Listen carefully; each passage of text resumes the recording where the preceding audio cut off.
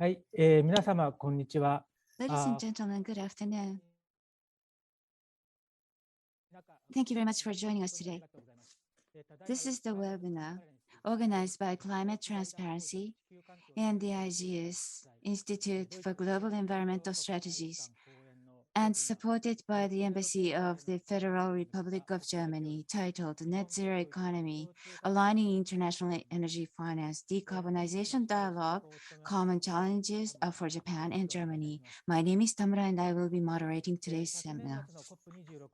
At COP26 at the end of last year, we pivoted to the 1.5 degrees Celsius target, which accelerated the movement towards net zero. In today's seminar, for the first half of the seminar, you will hear about the current status and future prospects of decarbonization policies in Japan and Germany. We also heard a lot of the controversy over the wording of phase out or phase down at COP26. But apart from these kind of negotiations, efforts to actually support the transition away from coal-fired power plants have begun in the real world. In today's session, we will have the efforts in this regard being made by the Asian Development Bank and South Africa to be shared amongst us. So please look forward to it. Simultaneous interpretation will be provided in English and Japanese for today's seminar. So please click the interpretation button of the Zoom screen to select the language you wish to listen to. For the Q&A session, please use the Zoom QA function at the bottom of the screen to type in your questions. The presentation materials of the speakers are uploaded on the website as they become available. With that said, I'd like to ask Minister Counselor Ms. Susanne Walter, Director of Economic Affairs at the Embassy of the Federal Republic of Germany in Japan, to open the seminar. The floor is yours. Thank you very much, dear Professor Takeuchi, distinguished speakers and guests, ladies and gentlemen.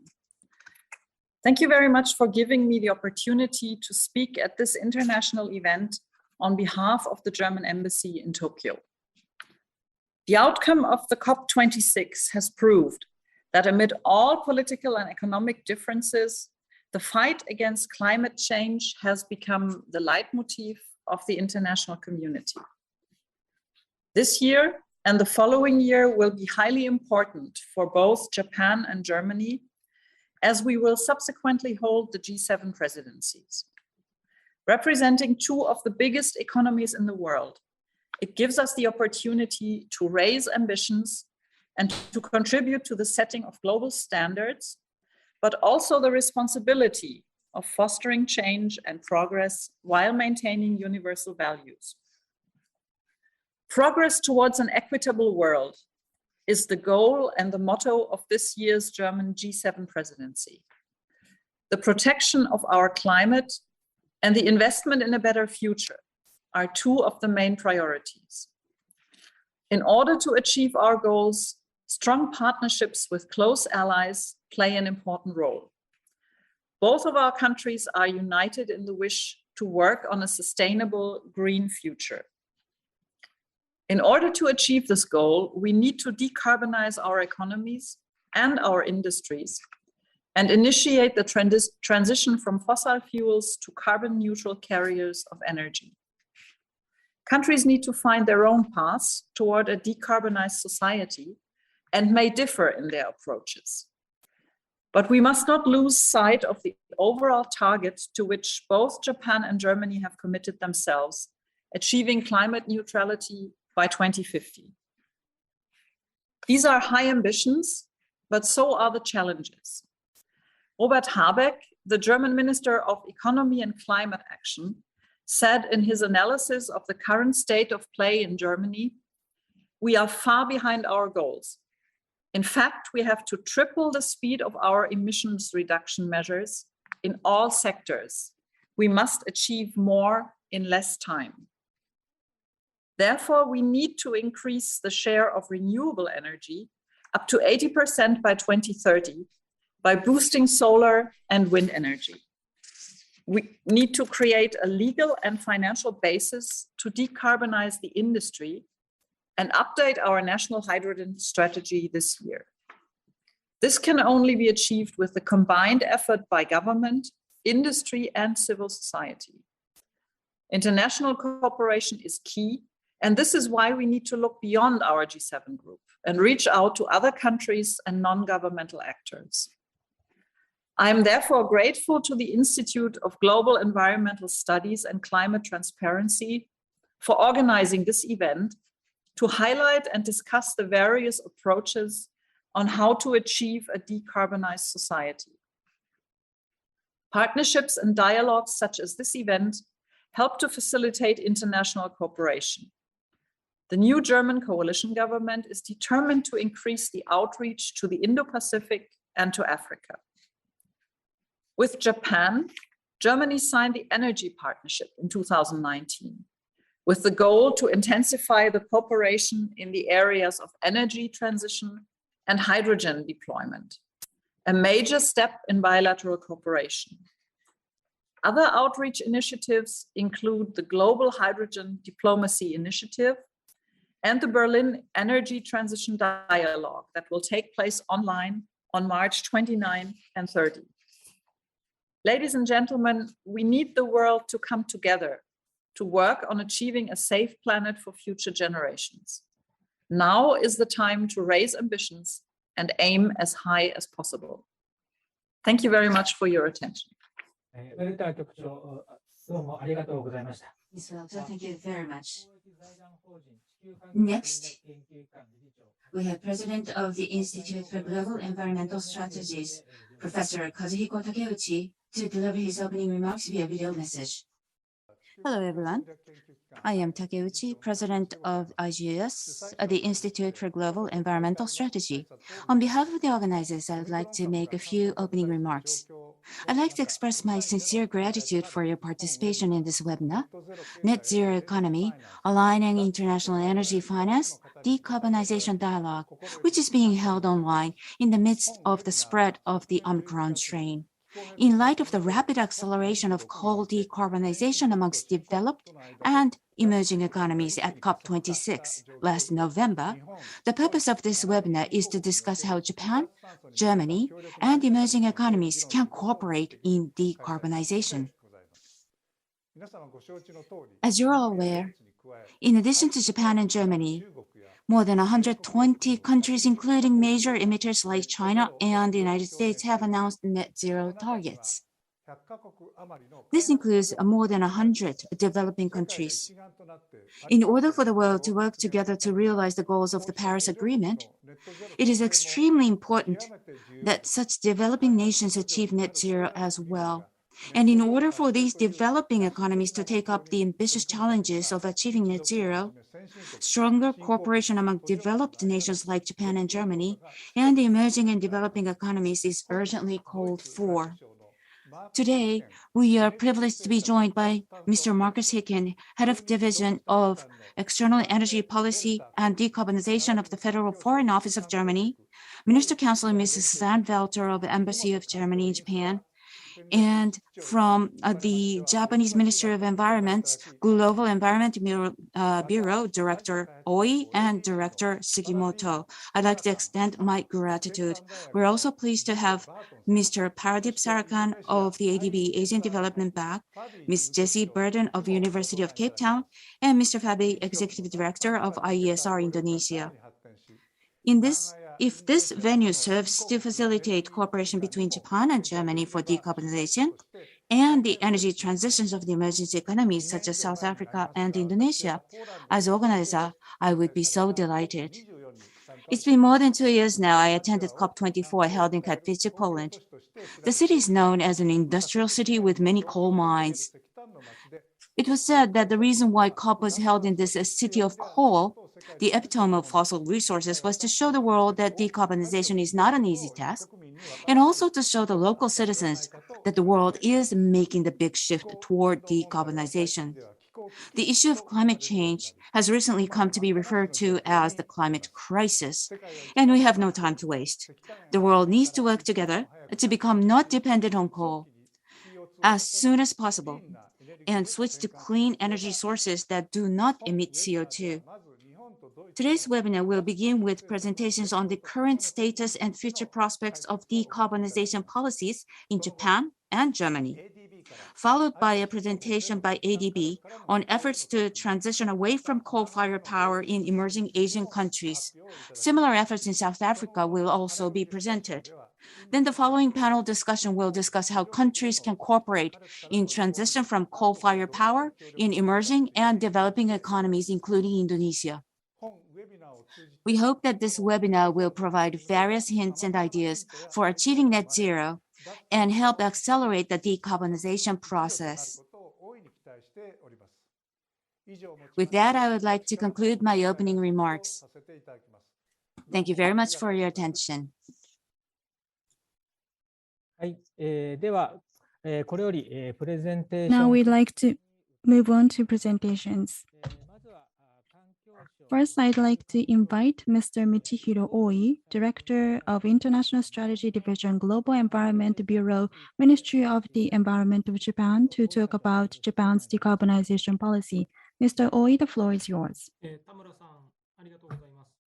Mr. Tamura, thank you very much. And Ms. Welter, and members of the Embassy of the Federal Republic of Germany, and members of IGES, and to all the stakeholders, thank you very much for holding this webinar.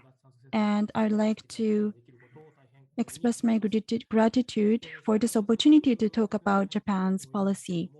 Now I'd like to jump into my presentation. As said by Ms. Welter and Professor Takeuchi, COP26 in Glasgow has generated an historic outcome. There were many outcomes from the conference, but simply put, all the countries and all the actors around the world are to limit the global warming to 1.5 degrees. And to this end, all the actors are to make effort. And this momentum was built and confirmed once again at COP26. I am responsible for international negotiations, so I am not directly involved in the decarbonization policy, but today I'd like to do my best in introducing the policy. Here, I'd like to talk about key points. First, toward 2030 and 2050, Japan has targets.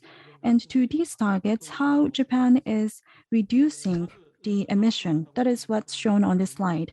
As many people know, in the previous Suga administration in October last year, in the Diet, Prime Minister Suga said that the 2050 net zero emission was to be aimed for as Japan.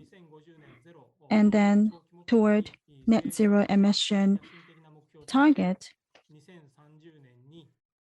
by 2030, 46% reduction compared to FY 2013 level was to be aimed for, and also strenuous effort was to be continued toward 50%. Thus, that was announced.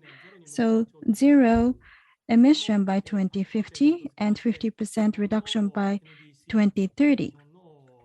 Based on Paris Agreement, the Japan's NDC as well as long-term strategy of Japan was announced to the international community as well. And based on that, what is the current condition? There is a figure as of 2020, the GHG emission. The flash report was announced at the end of last year. This is not a confirmed figure, but this report says that compared to the base year of FY 2013, the GHG emission was reduced by 18.4%, which means that the emission has been declining steadily for the last 7 years. And from 2019 to 2020, the margin of reduction has increased as well. For this reduction, COVID-19 also positively impacted because the social activities were halted due to COVID-19. So that is one factor. So we cannot be overly optimistic. However, as you can see from this graph, in 2030, 46% reduction. To this target, we are on track. That is what we can say. So COVID-19 has also impacted the situation, so we cannot be complacent. We have to continue making effort so that we can reduce the emission by 46% by 2030, and then to achieve net zero by 2050.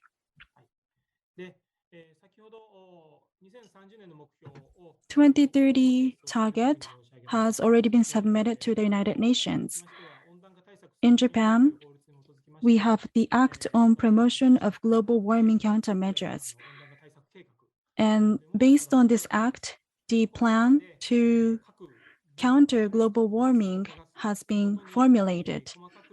And by GHG gas and by sector, we have detailed targets. And the overall picture is shown on this table. For example, energy-related CO2. For this sector, in FY 2016, it was 1 million ton CO2 was the unit. So that was 1.235 billion tons of CO2. And by 2030, we will try and reduce the emission by 677 million tons, which is about 45% reduction from 2013. And on the right, you can see former target, which is the previous target that Japan had on the GHG emission reduction, that was 25%. However, the figure was raised to 45%. So this is a significant increase, and it's not going to be easy to achieve that. However, in order to achieve this goal, we will use renewable energy as well as nuclear power and other non-fossil electricity. We will continue to increase the introduction of such energy and electricity source. As of 2019, the renewable and nuclear power accounted for 24%, but this will be increased to 59%, about 60%.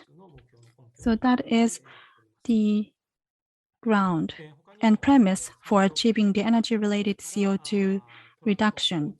And we have other areas such as energy conservation and transport sectors. And we do have concrete measures to make sure we achieve these numbers. For example, to reduce CO2 in the residential or commercial buildings. As for the progress on these numbers, we are to monitor the numbers on an annual basis.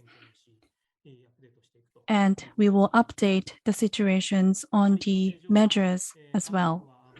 In the Paris Agreement, once in 5 years, each country is to monitor the target and raise the target. So we will be addressing that requirement from the Paris Agreement as well.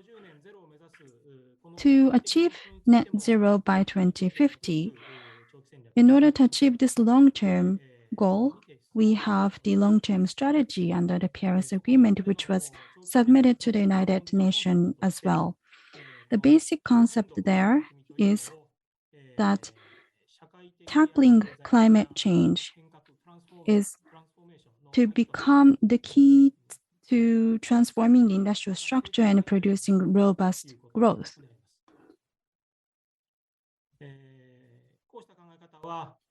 These concepts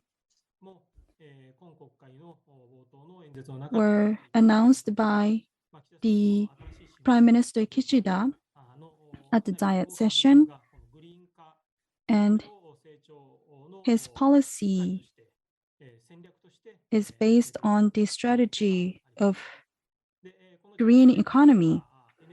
So this is the pillar of the administration's strategy, and we will be using renewables to achieve that. At the same time, for transport, especially for vehicles by 2035, including hybrid vehicles, we will be promoting electrified cars. And achieve 100% of new vehicles sold to be electrified. For industry and community as well, in people's daily living, and also for carbon sink. For the overall situation, we need to achieve net zero. So these strategies have various measures included. To achieve decarbonization, Ministry of the Environment is focusing on regional decarbonization. By 2030, all around the country, we will create more than 100 decarbonization leading areas. That is our target. And if we create such decarbonization leading areas, they will be creating best practices which can spread around other areas. So that is what we call decarbonization domino effects, which will be spreading around the country as well as overseas. The regional decarbonization. To achieve this, the ministry has taken many actions.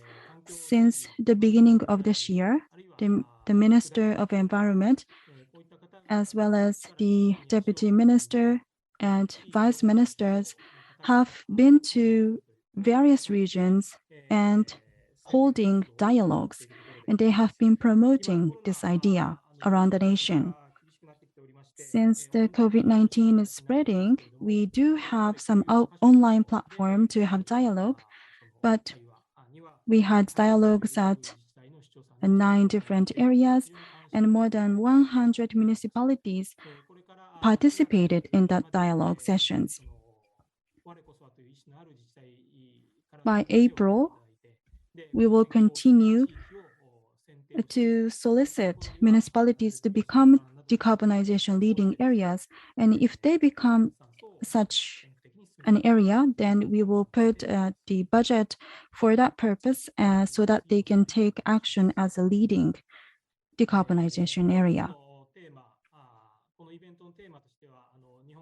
So today's theme is not only on Japan and Germany, but the perspective is more global. So I'd like to talk from that perspective now. Another big outcome from COP26 was the rules on Paris Agreement, and the rule set has come to a conclusion, especially when it comes to Article 6 of Paris Agreement on market mechanism. The agreement was made. That was the remaining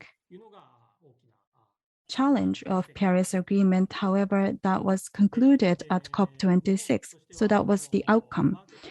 As Japan, by utilizing market mechanism, especially for developing and emerging countries, Japan would like to encourage the decarbonization effort by using market mechanism, including private sector. Various capital will flow into developing countries so that energy conservation and renewable energy usage can be promoted. And by so doing, more outcome than the expectation of the government can be yielded. So based on Article 6, we believe that the right mechanism needs to be put in place. In case of Japan, we have JCM, or Joint Crediting Mechanism, which is a bilingual agreement-based mechanism. In Japan, Japanese government and Japanese corporations support decarbonization efforts of the counterpart country. And that is what JCM means. And since 2012 and 2013, we have been promoting this mechanism. So in a way, Japan is one of the front runners of such a market mechanism. And Japan will expand JCM further. And not only the government, but the private sector enterprises will participate in the mechanism. And also globally, in order to apply the market mechanism appropriately around the world, we will be supporting such mechanism building in emerging and developing countries. And last year in November, the minister also made an announcement in that regard. So based on Article 6, to implement market mechanism and to support the implementation of market mechanism, on February 17th and on March 7th, we will be holding an online seminar. It's not just by Japan, but the UNFCCC Secretariat, as well as COP26 presidency, UK, may also support the webinar, as well as Egypt. So in cooperation with these countries, as well as other nations, we'd like to discuss the progress on these implementations, as well as open challenges that we need to work on in the future. So if you are interested, please take part in the webinar. The detailed information will be available on the website of the Ministry of the Environment. From my side, that is all. Thank you very much for your attention. Thank you very much, Mr. Aoi. So by 2030, the 46 reduction target, we have been reducing our emission, and then toward 2050 net zero achievement, the green growth is going to be the key for economic growth. That's how the government is positioning. And also decarbonization from regional areas. It is also interrelated with the social issues and agendas and challenges of the rural communities. And so that GCS and the market mechanisms are also going to come into play as an effective tool. Thank you very much for your presentation. Now we have from the Federal Foreign Office of Germany, Mr. Marcus Heckes, to talk about the G7 priorities and economic policies. The floor is yours. Thank you, Professor Takeuchi, Dr. Tamura, Susanne Welter, ladies and gentlemen, colleagues, friends, konnichiwa to Japan, and good morning to Germany and Europe. It is a great pleasure to be here and share with you a few snapshots from our current climate and energy transition efforts, as well as from our plans for G7. Well, these kinds of events always represent a great opportunity to learn from each other, develop new ideas, and strengthen cooperation. So thank you very much also to Mr. Oi for this great presentation on the Japanese plans. As to the German situation, as you know, the German parliament adopted a new climate law last summer, by which we plan to become a climate neutral country by 2045. And to achieve this, we will need to almost triple our rate of mitigation. We have a new government, and this new government took office in December and is now translating this goal into sectoral targets, laws, policies, and programs. So we plan to present a first legislative package at Easter and another one by the summer. So what will be the key elements of these packages? Well, we will accelerate the phase out of coal power by 2030. We will raise the target for renewable electricity from 65 to 80% by 2030. We will expand auctions and will make rooftop solar compulsory for new buildings, while reserving 2% of our land area for wind energy. We will streamline planning processes for renewables and grids. We will reform electricity prices to stimulate sector coupling, e-mobility, and renewable heat in buildings. We will enable the decarbonization of industries, including through carbon contracts for difference. And we will meet 50% of our heat demands from climate neutral sources by 2030. We will raise energy standards for buildings and develop tools to account for life cycle emissions and embodied carbon. And finally, we will double our production capacity for green hydrogen to 10 gigawatt by 2030. So you can see the plethora and complexity of the steps we are taking today towards achieving climate neutrality in 25 years. We cannot afford to wait, because we know that not acting today means betraying future generations and undermining our economic competitiveness. And mainstreaming climate and biodiversity across all government policies is key. So this leads me to address our plans for G7. Well, in my mind, there's no doubt that the 7 biggest industrialized economies of the world carry a special responsibility in limiting global warming to 1.5 degrees Celsius and in stopping environmental pollution and the loss of biodiversity. We, as G7, need to lead in phasing out fossil fuels and in establishing the conditions for a circular economy. We have more resources than almost any other country to demonstrate how to build prosperity based on a sustainable and inclusive energy future. We know that this is technically feasible and socially and economically beneficial.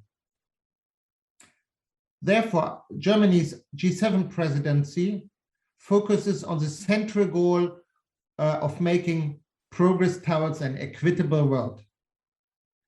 We have 5 overarching priorities: forming strong alliances for a sustainable planet, including climate as top priority, setting the course for economic stability and transformation, enhanced preparedness for healthy lives, sustainable developments in a better future, and a stronger together.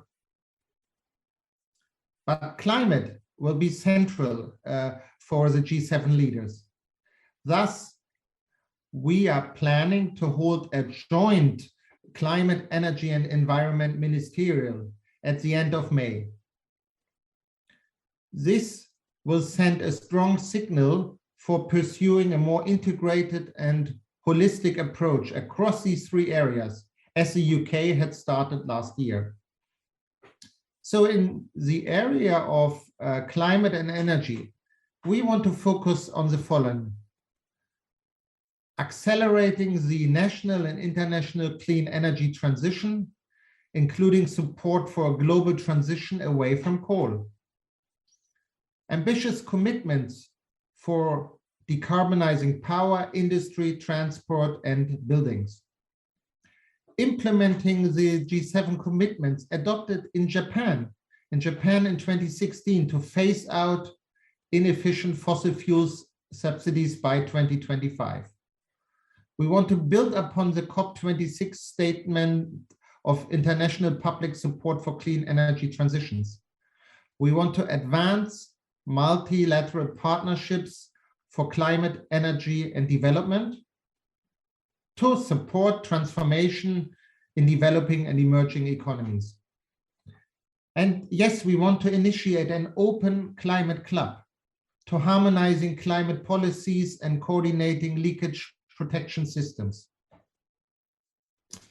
Solidarity with the developing and emerging economies, including addressing the climate finance gap, balance adaptation finance, and efforts on losses and damages. And last but not least, we want to promote a just, inclusive, and resilient transformation in the G7 and globally, and empowering women and civil society. As we consider the environment as an integral part of our efforts towards a net zero economy, we will work towards progress in implementing ambitious goals for protecting biodiversity and oceans, establishing circular economy and approaches, circular economic approaches, and supporting dialogue and common standards for sustainable supply chain. If I may, I would like to go briefly into greater detail on two topics: fossil fuel subsidies and partnerships. The G7 communique negotiated in Japan was a great success, and the commitment to phase out inefficient fossil fuel subsidies a big step forward. Nevertheless, progress, including in Germany, my own country, has been too slow. It is a complex task affecting many households and companies, requiring systematic approaches across social, economic, fiscal, and many other dimensions. However, even though we cannot abolish all fossil fuel subsidies by tomorrow, it is clear that we need to reduce them and set up concrete plans to phase them out. So for the G7 presidency, we aim to stimulate progress towards the 2025 target by sharing best practices and approaches among us, the G7, and with the G20 countries, increasing transparency on the existing fossil fuel subsidies, including on inefficiencies and distributional implications, and on publishing our own progress in our annual climate policy reporting in June this year. To international partnerships. So we as Germany and as G7 will only succeed in achieving our climate, biodiversity, and energy goals when all other countries succeed. Germany and the EU therefore promote green alliances and multilateral partnerships, supporting developing and emerging economies in unlocking their potential for sustainable development. Especially emerging economies in Southeast Asia face the double challenge of meeting growing energy demands and decarbonizing their economies. So therefore, Germany, along with other government and philanthropic partners, supports the Southeast Asia Energy Transition Partnership, the ETP. What is innovative about the ETP is that it not only provides funding for projects to help the energy transition in Southeast Asian countries. No, it also facilitates dialogue and better coordination of our existing bilateral efforts, thus helping us to achieve greater impact together. Well, new investments in fossil fuel infrastructure are neither the answer to this challenge nor compatible with our global vision of limiting warming to 1.5 degrees. New investments in fossil fuel infrastructures risk becoming stranded assets and undermine efforts to protect climate, biodiversity, and public health, as well as human welfare.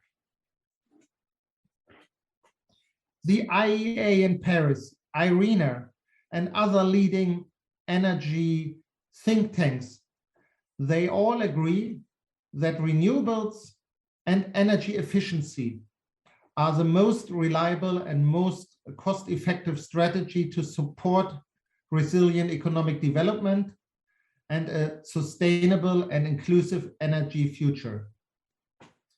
So to this end, we in Germany see Japan with its world-class technological expertise and innovations as our natural partner for cooperation when supporting the decarbonization in emerging economies. Having said this, I'm now looking forward to all the other contributions. Thank you very much. Arigato gozaimashita. はい、どうもありがとうございました。 Thank you very much. G7 presidency. As G7 presidency, we talked about Germany's plan, and environmental issue is one of the priority. And you also talked about concrete measures. And toward 2025, the unreasonable fossil fuel subsidy will be terminated, and including developing countries in Asia, importance of partnership was also touched upon. Thank you very much, Mr. Hicken. Now, I would like to invite Dr. Pradeep Tarakan from ADB to talk about energy transition mechanism. The floor is yours. Thank you very much, and good afternoon to all of you. Firstly, I'd like to thank the organizers of the meeting, the seminar today, for the invitation to the Asian Development Bank. And I'd like to take a few minutes to talk to you about an interesting mechanism, an interesting program that we are developing here at ADB in close collaboration with several of our developing member countries and developed member shareholders. If I could just pull up the screen. So I'd like to talk to you about ADB's energy transition mechanism. By way of introduction, as we've already heard, several of the earlier speakers mentioned, coal-fired power plants represent a significant challenge to the world's plans to lower carbon emissions in the future. And existing coal-fired power plants need to be tackled if we are to be serious about meeting the Paris Agreement goals. Now, worldwide, renewable energy costs are coming down. And so when you have market forces in play, it is more than likely that as renewable energy becomes cheaper, coal-fired power plants will be taken off the grid. But the challenge is in a lot of countries in Asia, these power plants, namely the coal-fired power plants, are protected by long-term power purchase agreements, which means they are obligated and they're entitled to produce power 10, 15, 20, even 30 years into the future. So we need to think of market-based mechanisms to be able to phase these power plants out over time. So ETM is something that ADB has been developing, and it is a replicable and scalable market-based model to help accelerate the transition from coal to clean power. This is an idea that's been around for a few years. It was developed actually under the World Economic Forum umbrella in 2018. And the idea is that as we phase down these coal-fired power plants, we are simultaneously increasing investment in renewable energy technologies, grid upgrades, green and blue hydrogen, renewables, so that these can then take over the role of fossil fuels. Now, we have been developing this idea over the last nearly a year. We are undertaking technical and feasibility studies. I'll talk to you about those. And also, as has been mentioned, ETM is really about partnerships. We are bringing together public and private sector partners. And while we develop this, we are not only focusing on reducing the role of coal-fired power plants, but on also making sure that we keep an eye out for the just transition of affected communities, make sure that this transition is equitable, and we take care of marginalized communities, We take care of the stakeholders that will be directly affected by this transition, and we make sure that the climate credentials of this effort are very high. So this was a partnership led by ADB and with close collaboration from the governments of Indonesia and the Philippines. The partnership was launched at COP26 late last year, and we were fortunate to have received wide-ranging support from many developed nations. So the Vice Minister for International Affairs from the Ministry of Finance, Excellency Masato Kanda, he sent in a videotaped message. And at this event, Japan, the government of Japan also announced a 25 million grant announcement to support ETM. We also received endorsements from cabinet level officials from Denmark, the UK, the US, and from global financial institutions and philanthropies. So the dialogue on coal phase out is something that's happening in different parts of the world. I won't go into all the details. I know we have a presentation from South Africa later this year, and Germany, and the German effort to phase out coal was also mentioned. But there are also efforts going on in Chile, and in the region in Southeast Asia. The Philippines has announced a moratorium on new coal-fired power plants in October 2020, and PLN has announced that it is aiming to phase out coal-fired power as part of its larger efforts to decarbonize and achieve carbon neutrality by 2060. So why do we need a financial solution? Why can't we just have these power plants shut down by policy or by decree? And the reason is, as I mentioned, these are power plants protected by long-term contracts. So let's take a look at the graph on the left. Each of those brown bars represents a coal-fired power plant. So the bars are of different length because the contracts can vary. So if going out from today, they might be going out as much as 30 years out into the future. And the green area is the renewable energy technologies and renewable energy capacity that's coming in. And as you can see that because of the brown bars, there's only so much green that you can push into the system. And so the idea is that with ETM, we would provide incentives for early termination or early phase out or retirement of coal-fired power plants, and therefore the bars get smaller, and that allows for more space for the green portion to come in. So we are not only are we cutting down emissions from coal-fired power plants, we're also then replacing it with and expanding the role for green electricity. And this is how ETM works. Really, if you look at the first row, think of a power plant with say 20 years of guaranteed operations ahead of it, right?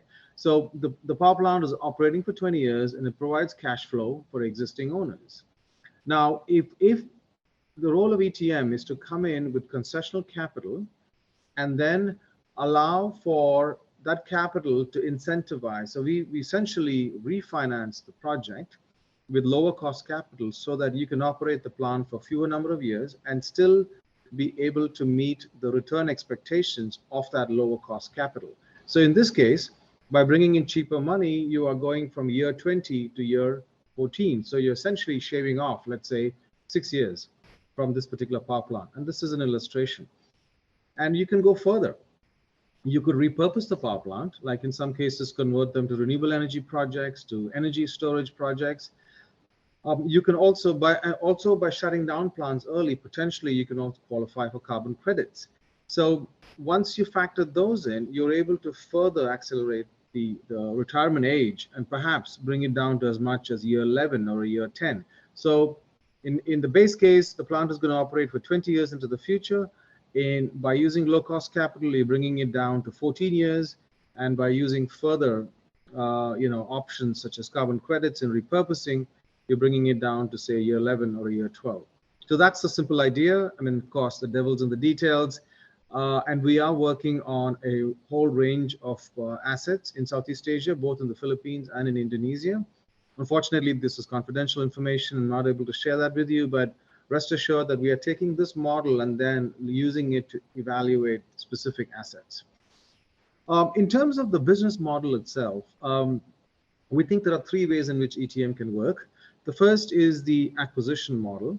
Frankly, this would be the most complex and challenging, and therefore would be the exception and not the norm. The idea is that ETM, or energy transition mechanism, would essentially acquire share capital in the coal-fired power plant. It takes over as the owner and operator of the power plant.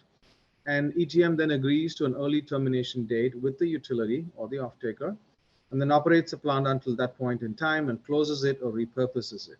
So this is ideal for privately held operated power plants or independent power producers that have bankable power purchase agreements or PPAs. As I said, this involves ETM or ETM coming in as a new owner for the plant, which brings in a lot of complications because you've got to essentially revise and modify contracts. So we don't think this is going to be the norm. It's more going to be the exception. The second is a synthetic model, which we think is far more easier to implement. The idea is that ETM would provide low-cost capital and refinance or buy out the bulk of the equity of the existing owner. So it's replacing equity with some kind of junior debt or mezzanine capital. Now the ownership still stays with the existing owner, and they are, or that entity is responsible for early shutdown and decommissioning of the power plant. In this way, the management stays the same, and this is also ideally suitable for power plants with international bankable PPAs. And the third is a portfolio model, which is more at the corporate level. So the first two are more at the SPV or at the asset level, whereas portfolio model is more at the corporate level. So think of a large IPP with many assets in a country or across countries, or think of a publicly owned utility which has a lot of assets. The idea is that ETM would provide a corporate loan facility to the sponsor or the asset owner or the SOE, and to build renewable energy capacity, grid upgrades, and so on. And in return, the sponsor or the asset owner agrees to shut down coal-fired power plants over time and lower its carbon footprint. And this is going to be performance linked so that the loan is dispersed, and if the asset owner or the borrower is not able to meet its KPIs or its performance indicators, the interest rate penalties may kick in, or the interest may be called. I mean, the loan might be called, and so on. So there are different variations to this. So this is it's mostly suitable for utilities with a portfolio of plants. So we are talking to some utilities in the region.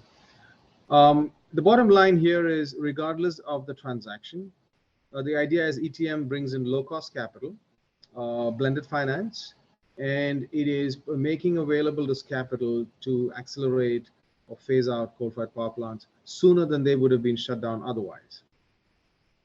We are in the process of setting up a regional fund for supporting these programs. Now, what you see on the left is the ADB-led Southeast Asia ETM Partnership Platform.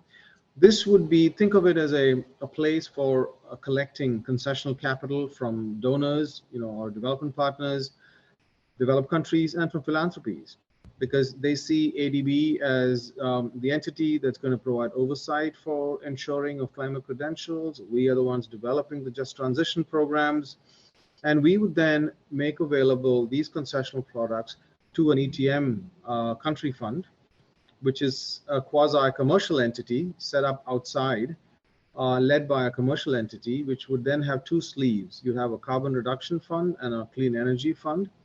And carbon reduction fund, essentially supports funding to incentivize early retirement of coal-fired power plants. And the clean energy fund supports a renewable energy investment. So you do need to have both in place, because you just don't want to have to focus on CRF alone and forget about the clean energy piece. At the same time, we also realize that some investors may not want to invest in carbon reduction, but they're happy to invest in CEF. So it makes sense to have them together, providing for options for investors, whether they want to go to one or the other or both. And we see this fund as being able to channel low-cost funding, equity, debt, and guarantee products from the international financial institutions, and also equity and debt from international and local investors and lenders. We've got a feasibility study going on. ADB has recruited KPMG, Mott MacDonald, and Pinson Masons as a consortium to work on this. We had a pre-feasibility prepared late last year, concluded in September 2021. That's available on the web, by the way, on our website, ETM website. And the full feasibility is going on right now.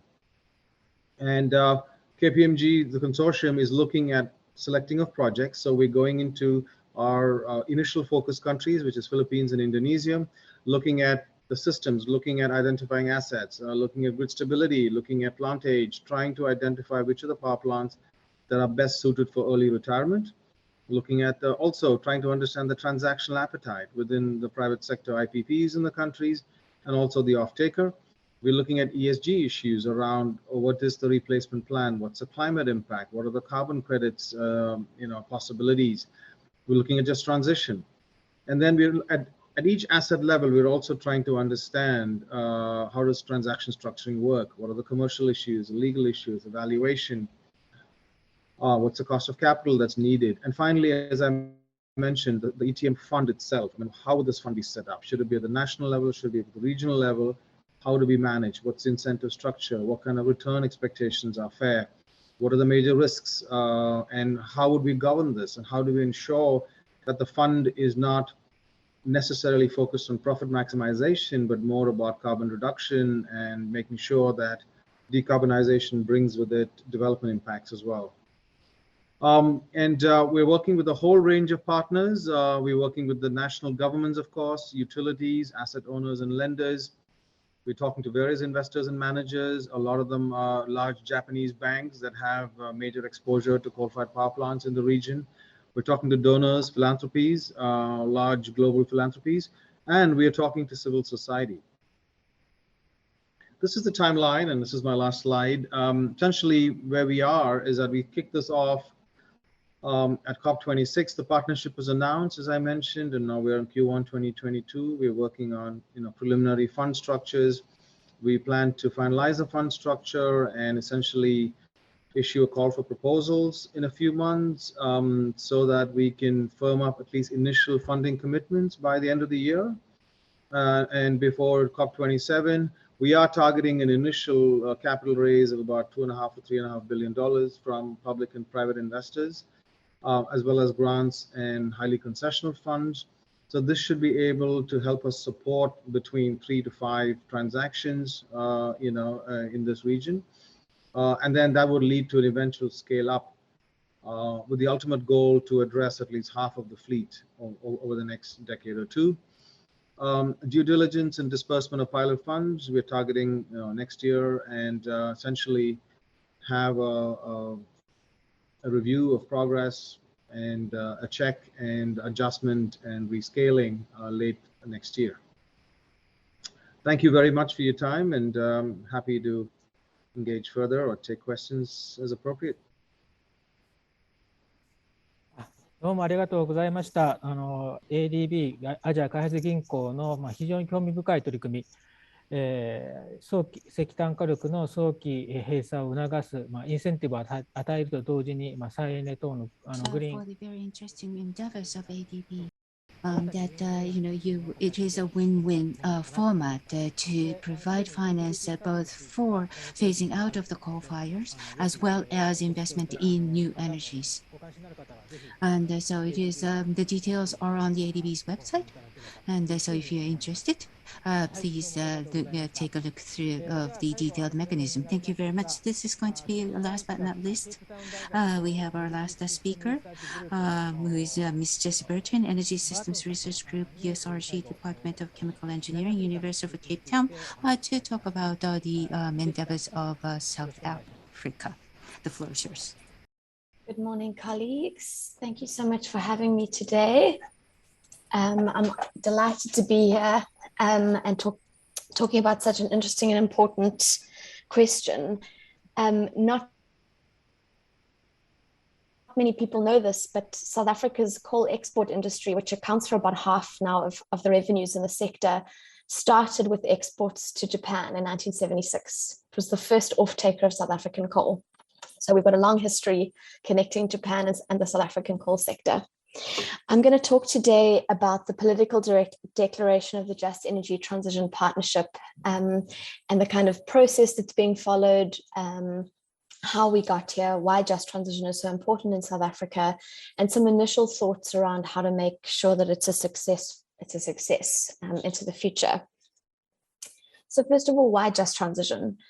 For those who are not familiar with South Africa is the most coal-intensive country amongst the G20. You can see here we depend on coal for almost 75%, almost 80% of primary energy, and 87% of electricity comes from coal.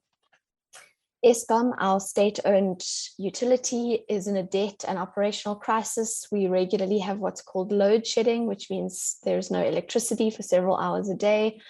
And due to Eskom having a very old and under-maintained coal fleet, and also due to cost and time overruns on new coal plants, Eskom can't actually meet its debt obligations.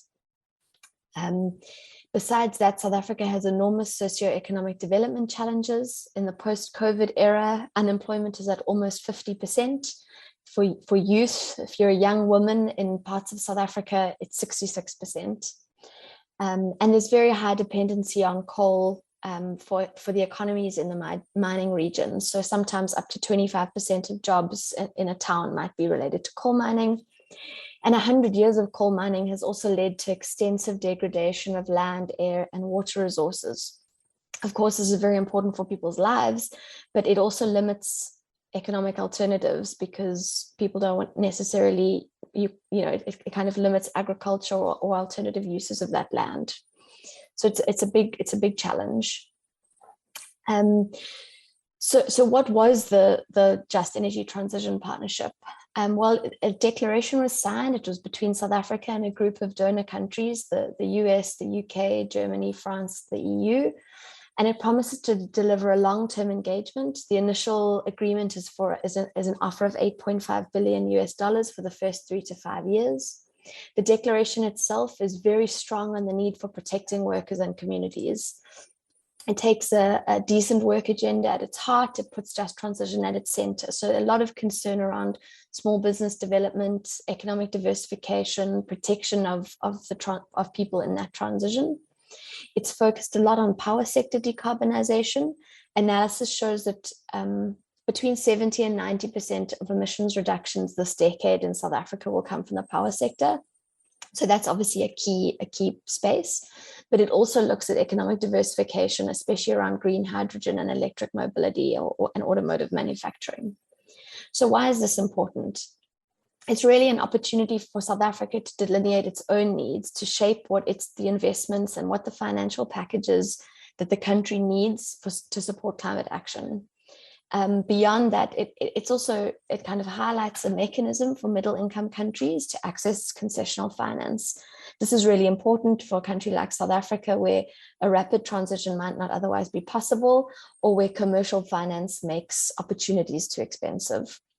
It also shows a potential pathway to sustainability for a state-owned enterprise such as Eskom. So looking at that ADB presentation, the kind of portfolio approach is very similar to what has been discussed here around our Eskom. What's important to note is that the exact shape and form of this final country offer isn't yet known. So people keep asking me to come and talk about how it will look and what the plan is, but in fact, there's a 12-month process where South Africa and the international partners will work together to articulate the details of the partnership. There needs to be a whole process around developing detailed investment needs and packages. Under the Climate Investment Fund's Accelerating Coal Transition Program, that process has recently started to look at an investment plan. So that'll happen also over the next year. So at the moment, it's an open question how this will look, what will be covered exactly, what are the needs. A few political points to note.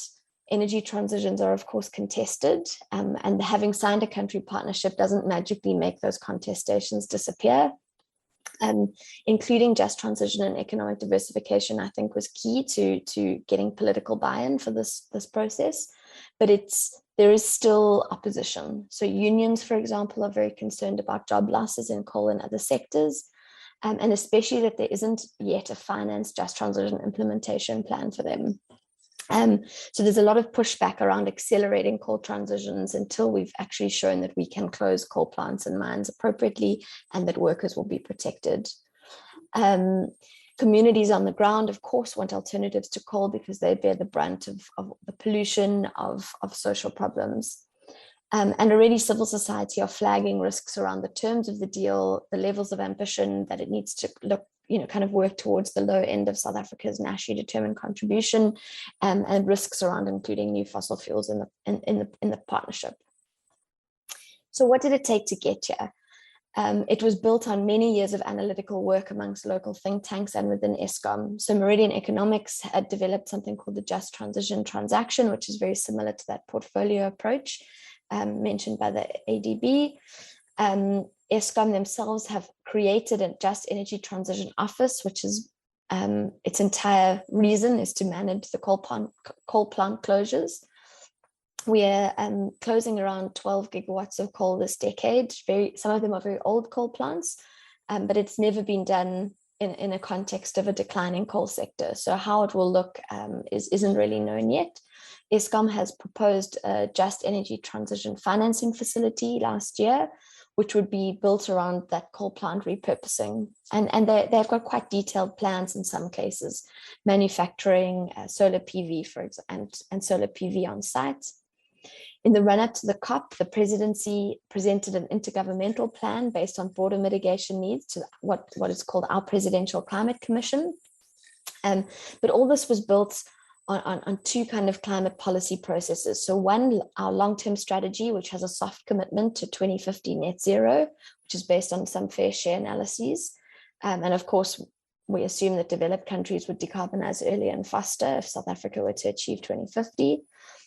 And was also enabled by the 2021 NDC update, which has seen an absolute reduction in emissions between now and 2030 of between 13 and 27%. And the lower range of that, this is our updated NDC, is 1.5 degree aligned. So the big question now is how to move from here to here and how to get to that bottom part of the range, which is 1.5 degree aligned. There's been a huge amount of effort over the last 18 months. The Presidential Climate Commission has been developing national framework on just transition, the Department of Mineral Resources and Energy, the Department of Environmental Affairs, and also at a provincial level. So in Mpumalanga province, where most of our coal mining takes place, they've developed a just transition strategy.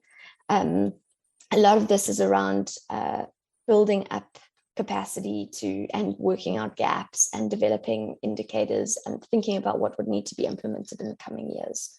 So although it's not all tied up and there isn't a clear plan yet, South Africa has advanced significantly over the last 18 months. So is this a model for others? President Ramaphosa says, the Just Transition Partnership could become a model. You've got newspapers saying this is a test case, it's a new model for climate progress. And it may well be. I think it really does provide an important opportunity for a needs-driven approach for developing countries to set the agenda around what their needs are, how to align development and climate goals. But of course, many questions still remain. Delivery and details will be really important here, I think. And there are three main areas where I think this matters a lot. So first of all, the scale. $8.5 billion sounds significant, but our overall financing needs for mitigation, adaptation, and just transition for 1.5 degree is far greater. Estimates range from $30 billion for Eskom to $60 billion for the power sector just to 2030. Over the next 20 years, almost $1 billion is needed in grants for coal worker-related aspects of just transition and operationalizing some industrial development in the region. What about small business development and, of course, the cost of green hydrogen and electric mobility? So 8.5 is a good start, but of course, this is going to need to be scaled up enormously. Secondly, there needs to be delivery of new and additional finance. So we know developed countries have historically failed to deliver on their climate finance promises. And of course, a lot of what has been dispersed has been in the form of loans rather than grants.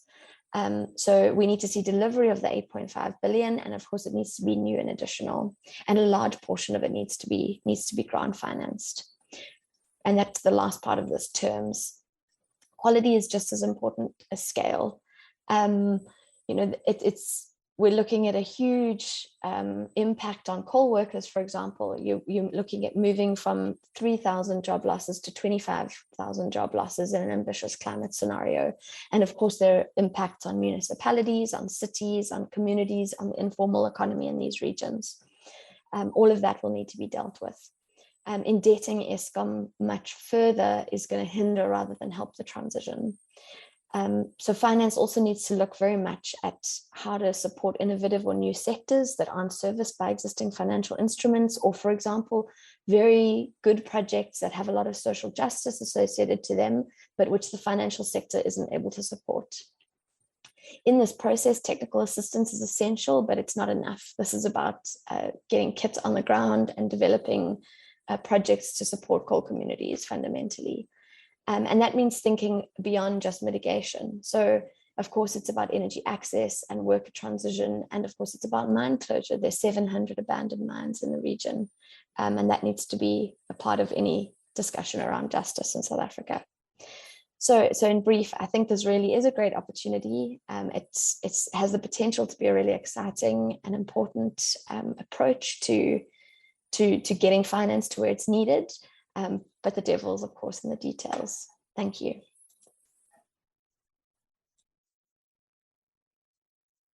Thank you very much. And so from coal transition, just a transition. Thank you very much. From the social impact and you talked about the aspect, social background and importance of considering the social context as well. And thank you for and all the to all the presenters, thank you very much. We now would like to move on to the panel discussion. From now on, I'm going to speak in English so that I can communicate directly with the panelists. Okay, so let's move on to the panel discussion. Here, I'd like to focus on how we can promote or assist a shift away from coal power generation in developing countries. For this panel discussion, we also have Mr. Fabi Tamiwa, Executive Director of Institute for Essential Service Reform, Indonesia. Fabi-san, thank you very much for joining us today. Thank you for inviting me, Tamura-san. Okay, so well, at the presentation session, we had two very interesting presentations about new initiative for coal transition in developing countries, which are launched at COP26. And also COP26, Japanese Prime Minister Kishida, he also announced the initiative of zero-emission thermal generation, which include ammonia co-firing technology. So this initiative generates both interest and controversy. I mean, controversy in that some other that ammonia co-firing is the best way to decarbonize coal-dependent power sector in Asia.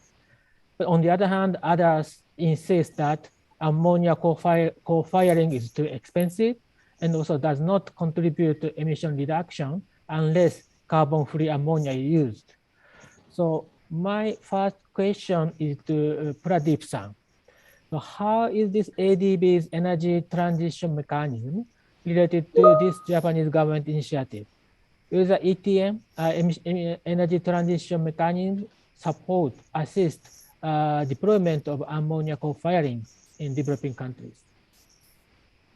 Yeah, thank you, Tamura-san, for that question. I think as we begin to sort of study ETM and look at the various options that are available for developing member countries, repurposing of plants is definitely something that is an issue that we're grappling with. And as been mentioned before, there are very different options available to us. We could look at entirely shutting down plants and then decommissioning them and setting up a renewable energy plant in its place. We can also look at options where the turbine is retained, and perhaps we can look at other fuels, supporting that turbine, and we use the evacuation, the transmission, and the substations, so that asset is actually put to use. Co-firing with biomass is another option. Co-firing with ammonia has been talked about, But I think regardless of the repurposing, rather than picking on a specific repurposing option, we need to think about what are the criteria we use to evaluate what are good repurposing options, right? One is obviously the technical viability and the feasibility of doing something in that same area of land. Because it's very unlikely that we will be able to access more land, because often these power plants are old, especially the older ones are often close to habitation. You don't really have options to say, I think I will use 3 times as much land. So access, the specific context will drive the possibilities for repurposing. The second is the carbon reduction aspect. I mean, that is ultimately the bottom line, right? We want to repurpose it in a way so that we attain the carbon reduction goals. And so we need to think about what is the carbon footprint of the repurposing, and so is it green enough? Because remember also when we think about carbon credits down the road, the baselines matter. And so when you repurpose, the net emissions are really what's in question here. So I think these are the main criteria: the technical viability, availability, and acceptability stakeholders. That's the other thing too, right? I mean, are people in the vicinity willing to support this repurposing, the financial viability of this, and then finally the carbon viability and emissions reductions possibility. So these criteria need to be used to evaluate any particular repurposing option. Yeah, thank you very much. Yeah, that's very much clear that ADB is going to use such criteria for selecting the specific technology. And also, I'd like to take a few questions from the audience, especially it's related to this ADB's ETM. So I think that these questions can categorize into 2 sets of questions. First one is any plan for scaling up ETM, for example, other Asian countries, Southeast Asian countries, and also coal giant China. Is any plan for applying this approach to China? And another question is how ETM going to address national government early commitment on coal investment or other energy investment rather than private one. So there are 2 sets of questions I'd like to ask you. Okay, well, thank you. Definitely, we believe that ETM is a solution not just for Southeast Asia. We have decided to pilot it in Southeast Asia because we wanted to focus on a region that's large enough to be important, but yet tractable enough for us to try new things. And we got extremely good support from the governments of Indonesia and the Philippines. I do want to recognize Dr. Naoko Ishii. I see her in the group here. She's a strong supporter of ETM. She was at the COP26 event. She spoke in support. So wonderful to see her in this conversation. So, but we do plan to. We had initially also engaged with Vietnam, and they were in the middle of reconfiguring their Power Development Plan 8. And so we hope to be able to include them a little later in our process. And we've already started discussions in India, in Pakistan. And so we do believe that ETM is a solution for eventually the whole world. I mean, it's really not a single solution. It's a family or a group of financial transaction options, right? Now, the second question about, commitments from governments, I think definitely any plan to phase out existing coal-fired power plants only makes sense if the government doesn't allow the building of more coal-fired power plants, right? You don't want to shut down X and Y only to have A and B crop up. But we also understand that moratorium on new plants is not something that happens overnight. It takes governments to get comfortable with the idea. It takes utility managers to be ready to plan for a no-coal future. It takes also, the presence of concessional funding on the table. So where we are is that we want to start with ETM, with committed governments, look at transactions and start, showing the proof of concept, have a few transactions that we can stand up while we continue the dialogue on long-term carbon reduction, which includes, moving away from new coal-fired power plants. And I do want to recognize countries in the region are already moving in that direction. Just before COP26, Cambodia announced that they will not build any more new coal-fired power plants. So it is happening, but we don't see that as a prerequisite for the first set of transactions, because we need to move those forward first. Thank you. Okay, thank you very much. That's very much clear answer. And also, I'm sorry that Sugimoto-san, I'm very much sorry for that, not introducing you at the beginning of the panel discussion. But in addition to Fabi-san, we also have Sugimoto-san from MOEJ for this panel discussion. I do apologize for not introducing you. Okay, thank you very much. Yeah, we just learned a lot about ADB's this new initiative. But I'd like also learn from some view from recipient country. From that point of view, I'd like to ask Fabi-san,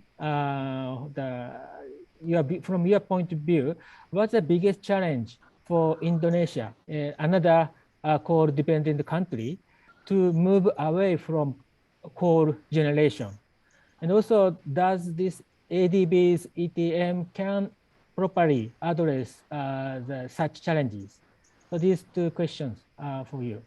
Yeah, thank you, Tomura-san, and also greeting from Indonesia to my colleagues here at Jesse and Pradeep, long time no see. I would like to answer this. This is not easy. There is no easy answer, but I think, as you mentioned, Indonesia is very dependent on coal. I think just give you context, like right now, 65% of our electricity actually generated by coal. And there are three main factors which I think make quite challenging for Indonesia to shift away from coal-fired power plant. First, of course, the affordability of the energy price. And this is the key objective of Indonesia energy policy. And in this case, coal is seen as cheapest resources. And the utilizations of coal fits with Indonesia energy policy objective to maintain low costs of energy, and also part of with that reaching energy access. Indonesia is not rich country, right? So it's the meeting universal energy access is also done through the utilization of coal, and that's specifically mentioned in our energy policies. And if you look at this, then according to PLN, our utilities, the levelized cost of electricity from coal, well, of course, without including externalities, is about 6 to 8 cents per kilowatt hour. With the condition, of course, you know that in Indonesia, we have domestic market obligation with the maximum price for PLN is $70 per ton. So if you look at that, so that's actually the average generation cost. The second, also, I think it's related with the legal and contractual issue with the power purchase agreement with the independent power producers. I think around 35 to 40% now the electricity generated is actually from IPP. And the current structure, PLN PPA structure with IPP is actually take or pay clause at high capacity factors. And this make PLN obliged to purchase electricity from IPP over the contract period, which is 30 years. And canceling this contract are legally challenging and costly. And we know that the age of average coal-fired power plant in Indonesia is, I think, less than 15 years right now. So you can see that is one of the challenges. And the third, the sense of energy security, and these questions arise whether renewable could provide firm power. In this case, variable renewable energy, the firm power 24/7 at a cost that is competitive to coal plants. So again, we look at this, and the lack of capacity and experience of utility in managing variable renewable energy also contribute to that perceptions. And as also we've seen that from investment perspective, the number capacity added to of renewable energy in the last 10 years is actually far behind this the additional of thermal power. Which also the question is whether we can increase that investment. So what is ADB ETM, whether it's adequately addressed such challenge? Well, the feasibility study, as Pradeep mentioned, is under development and will be only available, in my understanding, in Q1 this year. And delivery and detail is important. So once the feasibility study ready, I think we can look what is actually over. However, to my understanding, under current scheme, which they have a two scheme right now, CRF, Coal Retirement Fund and Clean Energy Fund, with potential fund to mobilize as indicated by ADB. Well, you can see that ETM only address early coal retirement and perhaps limited clean energy investment. Government of Indonesia and PLN predicted, and I think the number is already communicated, around 5.5 gigawatt to retire before 2030, and additional 3.7 gigawatt to be retired and replaced by renewable plants. But we see that the initial pre-FS of ETM indicated around 16 gigawatt potential capacity to be retired. So I think how much fund will ADB ETM mobilize to finance both retirement and provide funding to renewables to replace the capacity of thermal power that will be retired will determine the successful of ETM. And I think with the current situations, I can see that ETM will be fitted with the PLN's thermal asset, because PLN needs to retire that and replace that with the renewables to make sure that they can be sustained financially. And it will be more complicated, I think, for PLN non-PLN asset, which is IPP. And we need additional financing mechanism to support decarbonisation and just energy transition in Indonesia power sector. Similar to South Africa, access to concessional finance is essential to enable rapid energy transition in Indonesia. I hope I answer your question. Yeah, thank you very much. Yeah, to point out several some technical legal challenge issue, and also you highlighted the importance of another access to concessional finance. That also, I think we have to consider. Yeah, and also, yeah. In addition to this technical question, but also we have to deal with so-called just transition. And also we got a lot of questions related to just transition. So I'd like to ask Jason, you also highlight the just transition. And then, yeah, we have to, deal with just transition. But also not only, deal with some new friction, which will be caused by coal transition, but also we have to tackle existing social injustice. So to do so, maybe not only international finance per se, but also some domestic capital, and not only finance, but also political resources should be mobilized to tackle these, very complex social issues. So what's your view on that? Yeah, that's a question. Thank you. It's a very important question. So you're absolutely right. The challenge for many developing countries is that they're starting from a point of injustice, high poverty, very high levels of inequality, very high levels of unemployment, and environmental degradation.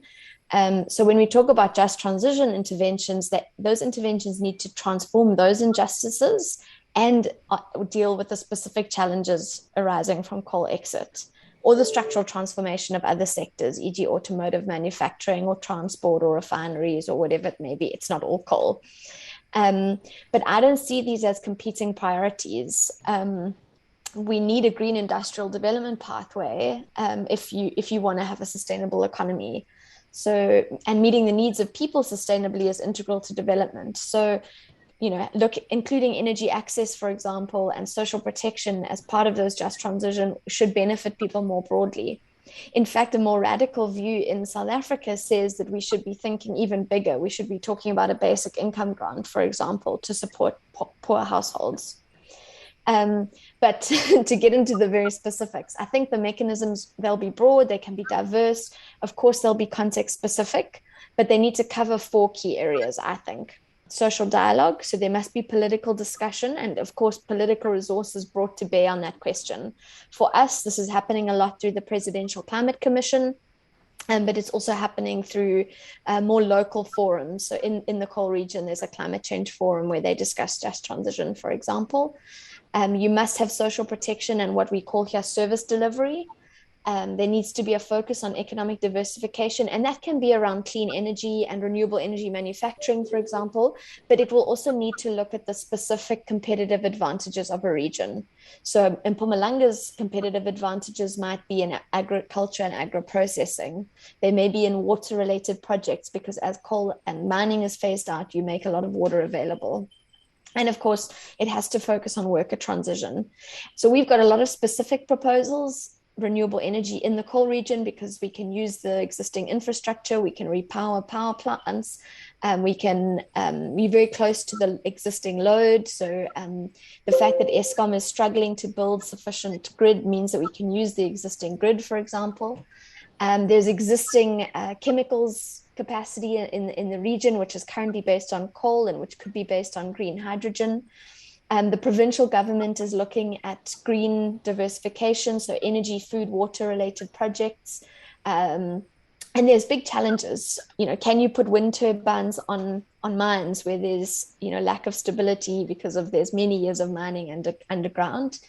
Colleagues of mine are looking at what biofiber crops you can grow on degraded land to improve soil and then also use for other products. So there are lots of ideas, but you've got to kind of you need an industrial development plan for these regions. On workers and on decent work, there are lots of questions, and these are not all resolved in South Africa. How do you organize workers in dispersed plants?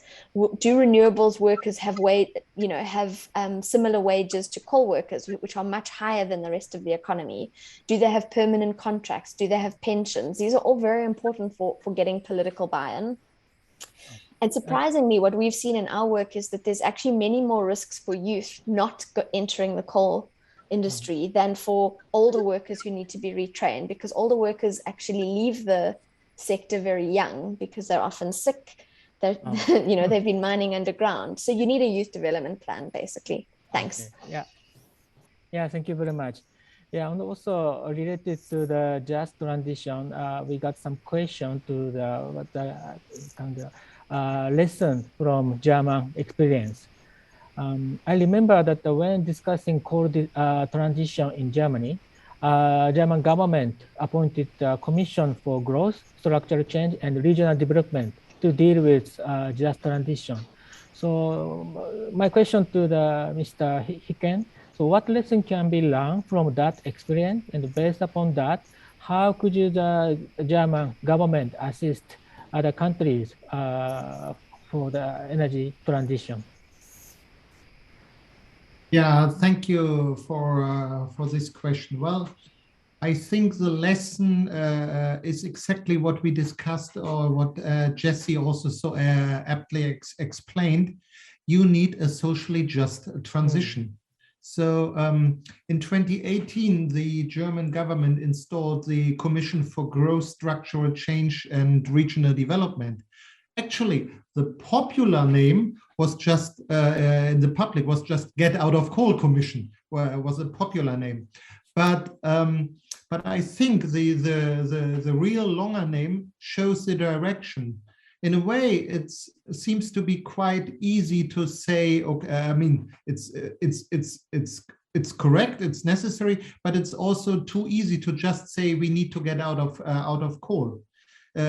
You need to also think about, exactly as in the case in South Africa, what does it mean for the regions concerned? What does it mean for regional economic development, for the workers, for jobs, and so on? So this, what worked in the German case was that this commission was composed of a very broad group of experts. We did not only have just energy or climate experts.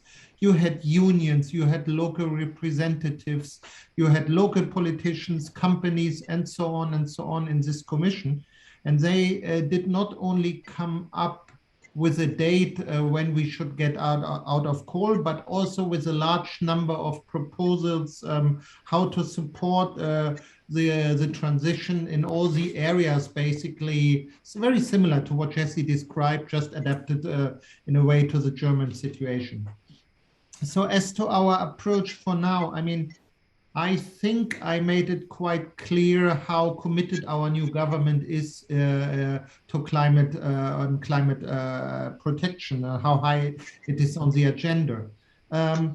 But you know, I mean, all those ambitious goals I described are those goals we have to do at home. We have to do our homework, but we will succeed only with international cooperation. And that's why we also strengthen, or this government is also strengthening the international side. So let me just say, even in my ministry now the foreign ministry will be in charge of the climate negotiations at the COP, and we are really in the middle of a restructuring of our ministry to that respect, setting up all kinds of sections for climate financing, for partnerships, climate and security, and so on and so on. So, and it is because we need to do it internationally. And we heard the example of South Africa with all the difficulties and challenges described. I think it's a very innovative multi-donor approach. Germany contributes roughly 700 million euros to this package, and we are very, very much looking forward to helping make this happen. And now during our presidency and during the next presidency, we all should sit together and see, okay, what can we do next? With which other countries we should talk to? And I know I've heard there's interest from Indonesia, and our Indonesian colleague has very aptly described similar problems as the South Africans. So all of us in this game, we need to sit together and see what can we do together. And our government is very committed to that. Thank you. Okay, thank you very much. And last but not least, Sugimoto-san, sorry for keeping you waiting. But so far, we just learned that a very innovative approach for coal exist in developing countries, and also the importance of just transition. So having this point, so I'm just wondering how Japanese government could assist other developing countries the energy transition, and what could be the challenges and how that such challenges could be overcome, maybe. Yeah. Thank you very much. From the challenging, I think as we already discussed, emerging countries in the world, including Asia, needs economic growth and sustainable development. And they will increase the demand of the resource and the GHG emission as business as usual level. So that although the many countries have committed to carbon neutrality by 2050, 60, and 70, but to keep the 1.5 degree target, next decade is critical. But emerging countries, including Asia, increase the emission at this decade. That is a challenge, I think. So although the decarbonization is our common goal, the pathway toward the decarbonization is varied in each country, depending on the economy and also the any conditions. And urgent actions from now is very critical, utilizing just fit approach with each country's conditions. So Japan has committed comprehensive cooperation for decarbonization to support their various approach. We support to develop the pathway of the decarbonizations, including the long-term strategies with several countries, which share how much the energy demand and supply could drastically change and for decarbonizations. So this also to share the visions for future, and then that's also influence to the investment right now for the new power plant as well. We also support a substantial reduction by joint crediting mechanism or JCM to develop the capacity of the renewable energy and energy efficiency in the partner countries, including the Indonesia. JCM could mobilize $10 billion public and private financing by 2030 when JCM could achieve the target. We will also support to expand the market mechanism under Article 6, which could have a potential additional 6 billion ton reduction per year. As a connection, our ministry also start the pilot project for green hydrogen supply chain projects, which generates green hydrogen in Australia and transport to Indonesia or other island countries. That's also expand the capacity of the green hydrogen in Asian regions. So that for the transition, many approach should be tried, including the coal power plant. For the coal power plant, as I mentioned, even though we commit the phase out or phase down, but still, by the time the coal power plant may emit GHG, so that co-firing with the biomass or green hydrogen is several options for reducing the such next decade's emissions.